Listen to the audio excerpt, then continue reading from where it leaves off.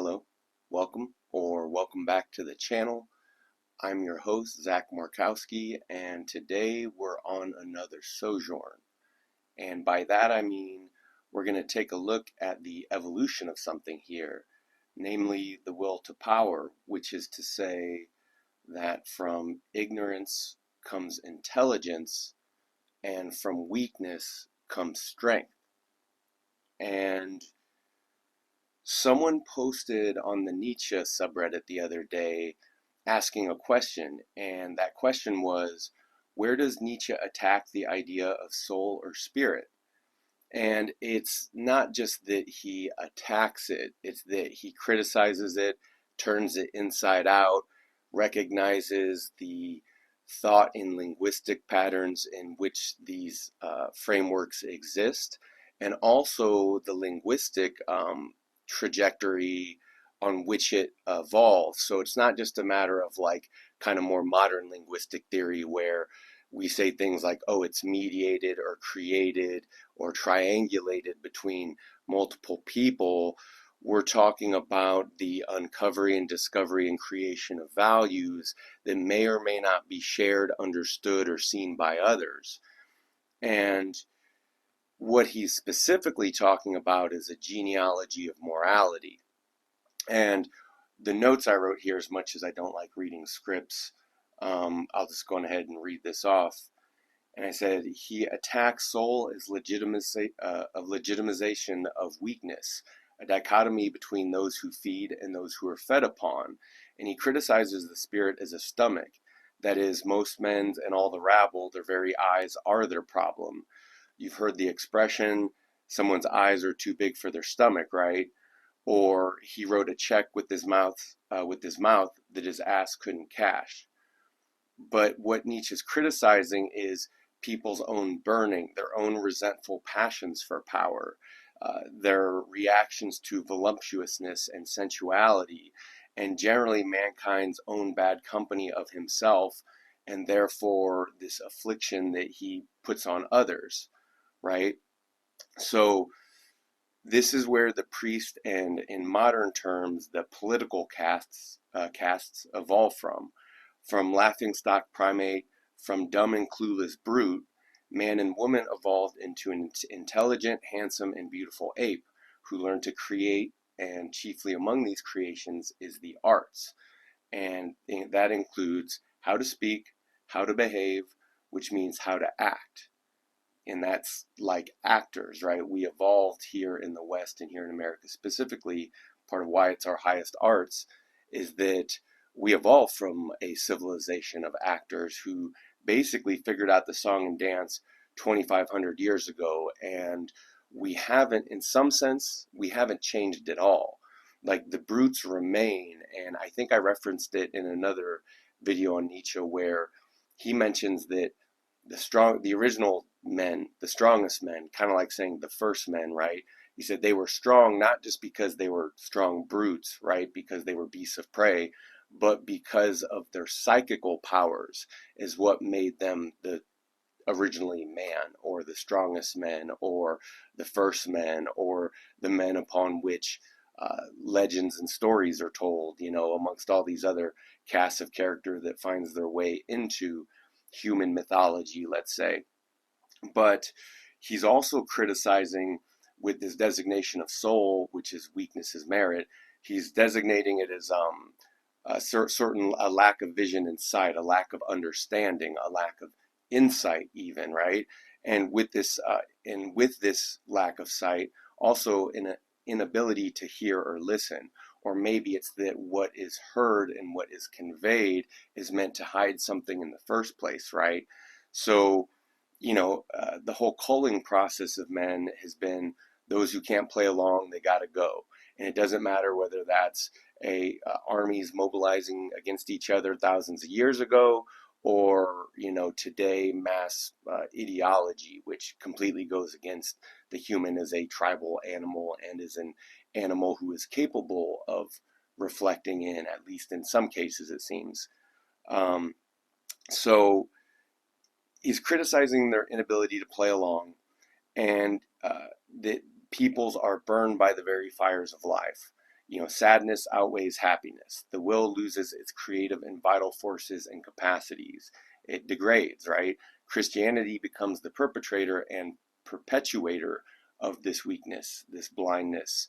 It wants to keep and correct every last pathology and dysfunction, namely by creating and systematizing it, the management of its own decadence and decay, which is law and order, right? It's management of masses and masses of humanity, right? So that's a lot of behavior and thought to try to control, correct, and rehabilitate for.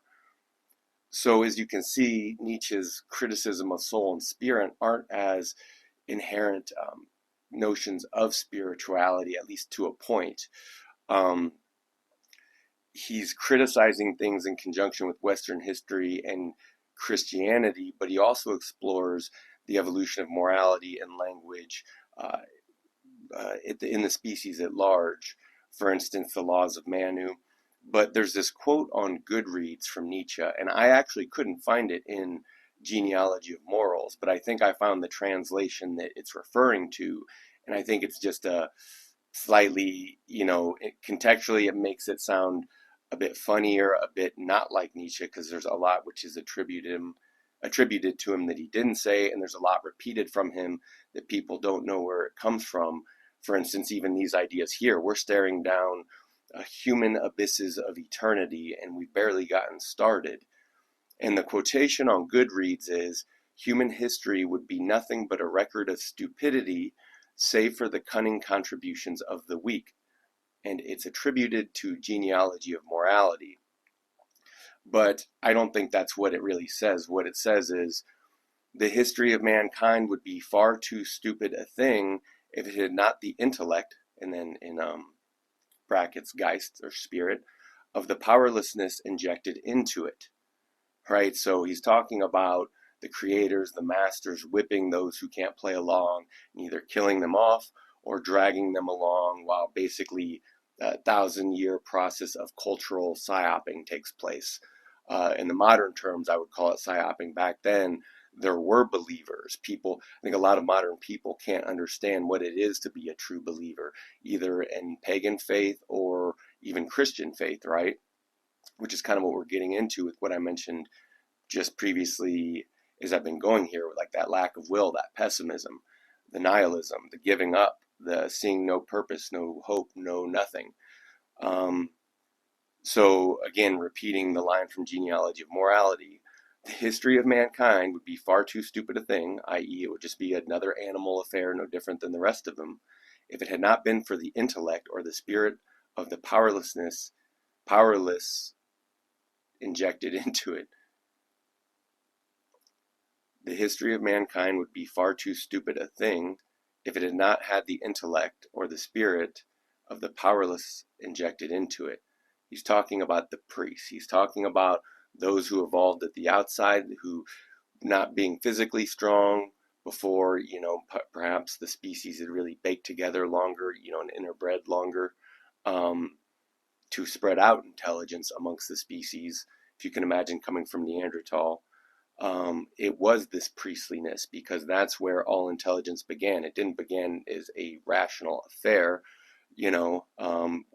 Observe any of the great apes behave, and it doesn't seem rational to humans. Often, some of the wanton cruelty, some of the other behaviors, yet at the same time, it's all too familiar, right? So Nietzsche goes on, because here's the thing, unlike on Goodreads, that quote doesn't end there. It's got a colon, and I think these are the next lines, or this is somewhere in conjunction with it. But the greatest haters in world history and the most intelligent have always been priests. Nobody else's intelligence stands a chance, or spirit stands a chance against the intelligence of a priestly revenge, right? So those who are coming from the outside, who learn to kind of instill a fear of the outside and what lurks at the edges of what's known and what's familiar, i.e. brute strength and animal simplicity, right? We brought in these outer forces, and that was the gods always making themselves imminent, right? It's if it's no different than, I guess, as Terrance McKenna describes it, it's always that transcendental object at the end of time that's pulling us forward by way of vision. We might not be able to understand it, but all through history, there's this spirit pushing and pulling us along. And then history would be the record of that shock wave, as McKenna says, right? And then in the Nietzschean conception, as he says in Zarathustra, that if you understand what it means that God is dead, it means that time no longer has a meaning. Time doesn't mean anything at all with God dead. In fact, even how we date our calendars doesn't make sense anymore, because what's it matter that one of countless gods was born at this point in time, and we were wrong about that one too. So this is another line from Genealogy of Morality that answers the OP directly, right? If you remember the OP asking, where does Nietzsche attack the idea of spirit or soul? And it goes, the subject, or to use popular language, the soul, right, the individual of a herd, a mass herd or a bunch of drones, has perhaps proved itself the best dogma in the world simply because it rendered possible to the horde of mortal, weak, and oppressed individuals of every kind that most sublime specimen of self-deception, the interpretation of weakness as freedom. I have some notes here. Interpretation of weakness as freedom, of being this or that as merit. And see the note I took here, which is important to remember, is that in Christian law, of which freedom is a Germanic word that doesn't even belong in Greek conception, I'm pretty sure, right? There's nothing about ordering the world, especially mathematically, that concerns itself with freedom. It's about law, and it's about liberty, and it's about cosmopolitanism. But within Christian law, freedom is, on one hand, of the doctrine free will, because to vindicate your actions, you have to project your bullshit psychosis religion on someone else and say they're choosing or rejecting Christ, or submitting in obeying, right? And look, obedience is noble, right? That's what the noble caste have always taught, because to manage and try to control a world, an entire human world, does take a lot of work and sacrifice. So there's nothing wrong with, when people exist in their culture and serve their purposes and do their, tend to their parts of the machinery. That's just normal, right? And then making copies of themselves and everything else, again, that's been normal all along. But it's kind of, again, without the priest, without the intelligence, without the evolution of not just a dumb brute, but a refined animal, right? It would be nothing. It would be one more dumb animal just existing until it died, right? And then that gets into what the priestly caste kind of does, is the management of that existence. But back to the idea that in Christian law, it's reflected now in just law and order. The idea that, it's funny because we consider motive, right? The idea that, we know for a fact that in certain circumstances, animals will or won't behave certain ways. So in theory, they would or wouldn't do this or that at any given time. Is it justified? Beyond a shadow of a doubt, yada, yada. But it's no difference. The transference from the religious has just gone to the political. So again, once more, you just have instead of a priest caste, well, a priest caste is a professional caste. So you have a professional priest caste to designate right or wrong. And I get it. There's certain actions that people just look at and say, look, murder, recklessness, blah, blah, blah. And I'm even stricter on these things, saying, there's no such things as accidents. There's no such thing as, and that free will isn't even real. It's just weak or strong wills. So that war is playing out within these confines. So freedom is antithetical to law, because the whole notion is you're moving around the law, or within Western and scientific conception, you're penetrating natural law and then you're learning to control it. Yet these things existed, and we just applied our pattern recognition and understanding to it to kind of draw off this power.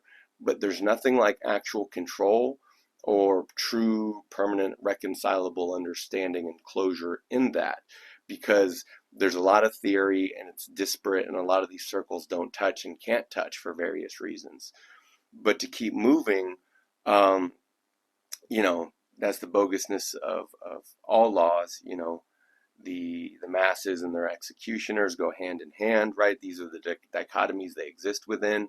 So you're always either, freedom, law, Coke, Pepsi, right? This is what has been distilled down to in basic essence for the masses.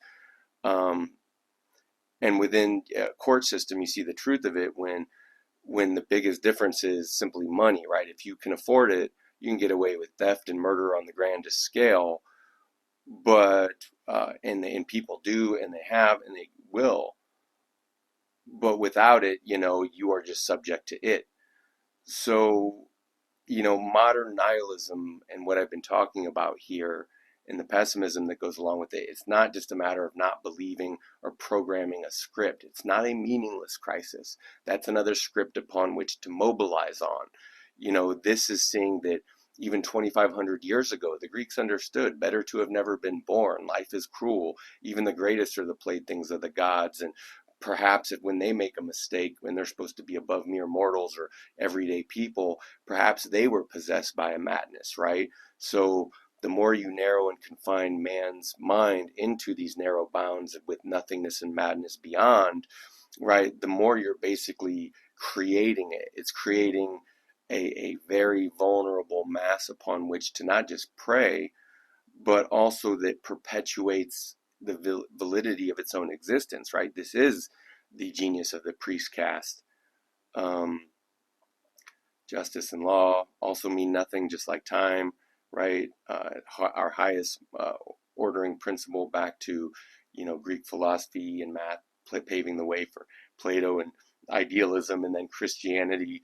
And then once everyone's, the way I see it, it's kind of like McKenna talks about it, once these people are trapped in this kind of shallow and designated place in which to play, it's like they have no way to get out. They have been fully engineered to be stuck in this shallow dichotomy, right? So this is the importance of the vague ephemera of soul, though, right? That it went to justifying the meaninglessness of the suffering and the madness that it perpetuated. It's not ironic or cynical, it's oxymoronic. And this is the comedy in the tragedy. And then the tragedy of the modern day is that you could say it's a tragedy that largely can't see itself, that it exists to be squandered and to squander itself. So here's another passage from Nietzsche further making the case. Man, the bravest animal and the one most inured to suffering, does not repudiate suffering in itself. He wills it, right? His very existence, his ordering of it, his messing with it, his finagling of it, his desires in it, his fear of it, the unknown of it. He wills it. He even seeks it out, provided that he has shown a meaning for it, a purpose of suffering. Not suffering, but the senselessness of suffering was the curse, which till then lay spread over humanity, right? Just a world of aches and pains and confusions that the mind did not understand, right? And in modern terms, with psychic warfare and arguably the war of all against the human soul and the human being, right? The fight for ideological control, the dead end. So not suffering, but the senselessness of suffering was the curse, which till then lay spread over humanity. And here's the key. And the ascetic ideal gave it a meaning, right? So ascetic is, right, privation, is suffering, is hardship for a purpose, religious seeking, if you think of the priestly caste, and originally how these individuals would have evolved in a power struggle between the individuals willing their strength.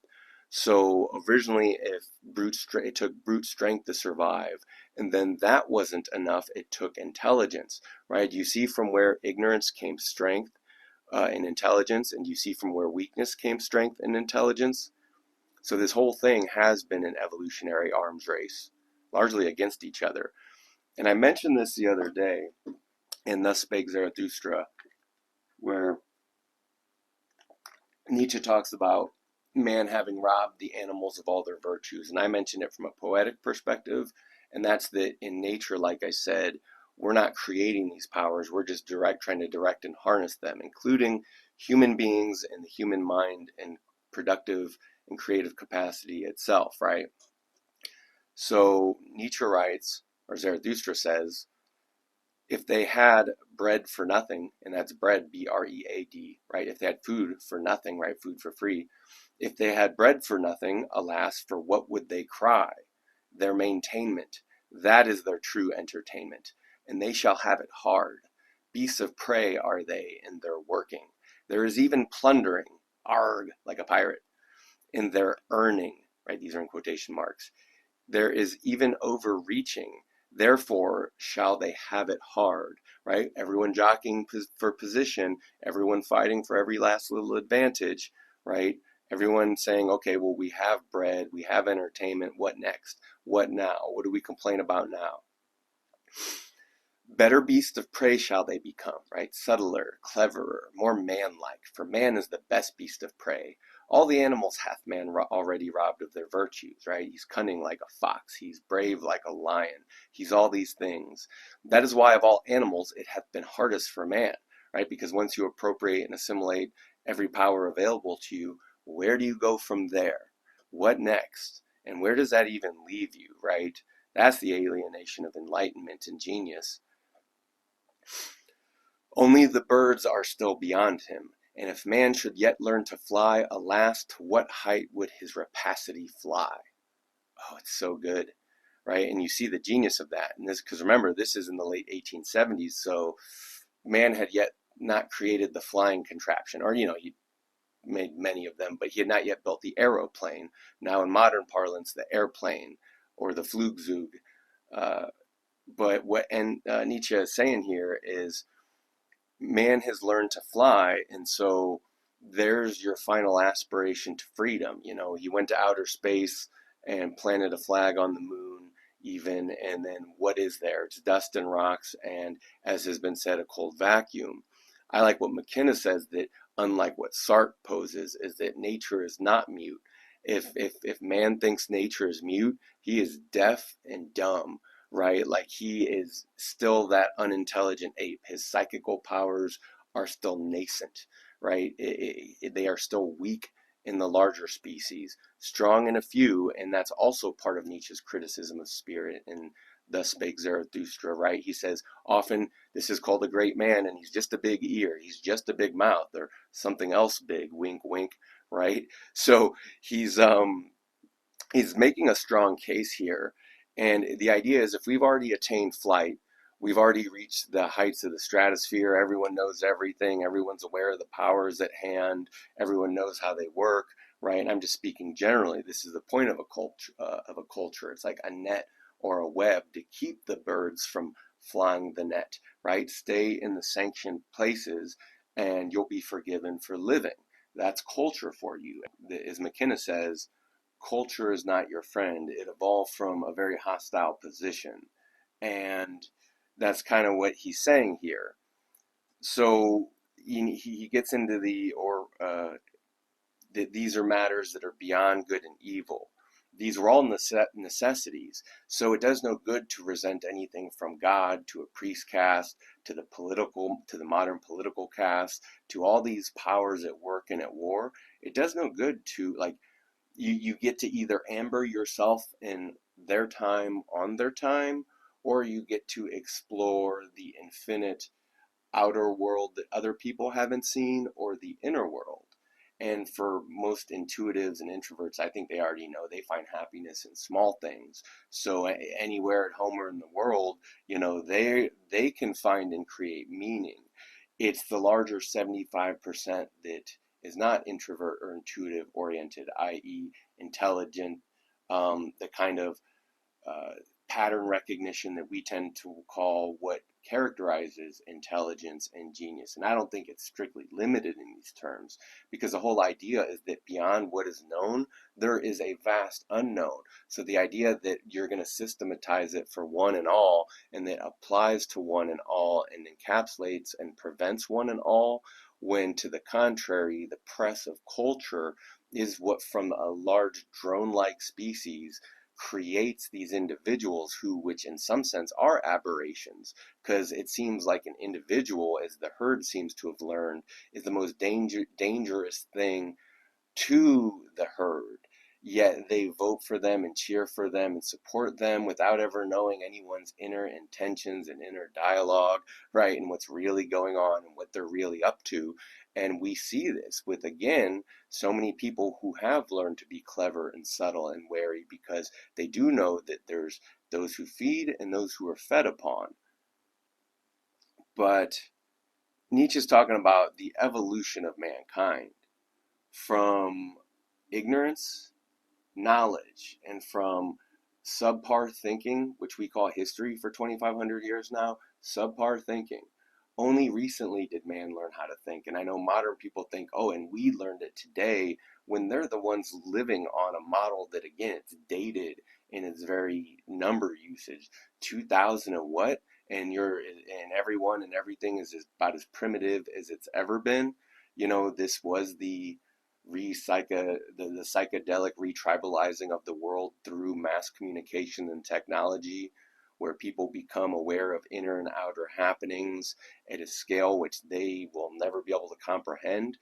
You could argue in history, maybe the mind was shut off to so much of happenings that the mind wasn't over flooded with images and then left to rot and decay in these shallow designated cultural pools, which, as Nietzsche described in The Advent of God's Death, are poisonous.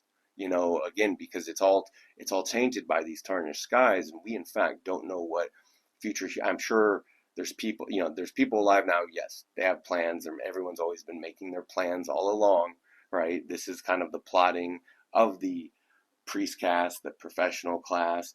But at the end of the day, there's the unaccounted for. There's that chaos is the mother of order. So as things change beyond anyone's comprehension and will, that people will just be dealing with that as they have for all of history, meaning history will keep happening, i.e., the best thing about man is that he's a bridge and not a goal, that we don't stop here, and that attacking degeneration and these forces at work in the world is just part of the net. It's part of capturing the surplus destruction and repressed or unrepressed tension of the human psyche, of the human mind, because monotheism turns out wasn't enough to suppress chaos, disorder, the inner pagan workings of the species, the extroversion or the introversion, right? The way both these patterns of seeing and knowing and sensing change over time and are finally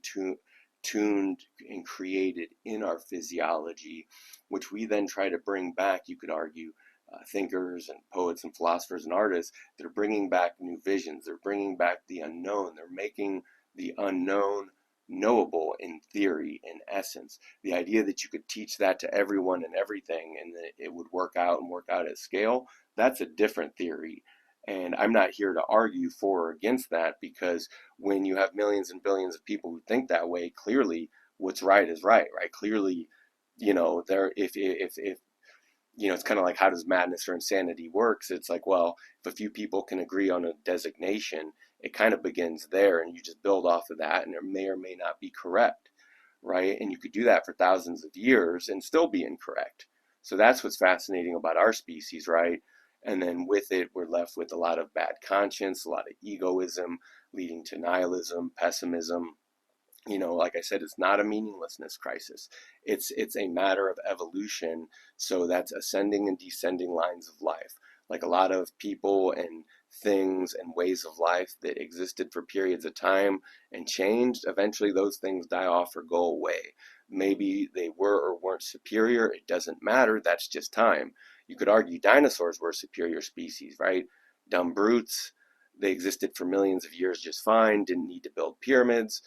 But we seem to be fascinated with novelty, and that's part of intelligence. Like cats, octopi, anything that has a bit of brains likes novelty. It actually tends towards the new, even if it's frightening. So we're going to continue to see the new coming, like heavy drops and thunder and lightning, right? And I think that about wraps my thoughts up here. But Nietzsche kind of, maybe this is a good place to end it, because Nietzsche provides a great overview, because he provides the alien overview, or the outsider's take. And arguably, back to artists, poets, philosophers, and the priest caste, they were always pulling from powers outside that came from their inside recognition to wield or use their power. But Nietzsche wrote, "From a distant planet, the majuscule script of our earthly existence would perhaps seduce the reader to the conclusion that the earth was the ascetic planet par excellence."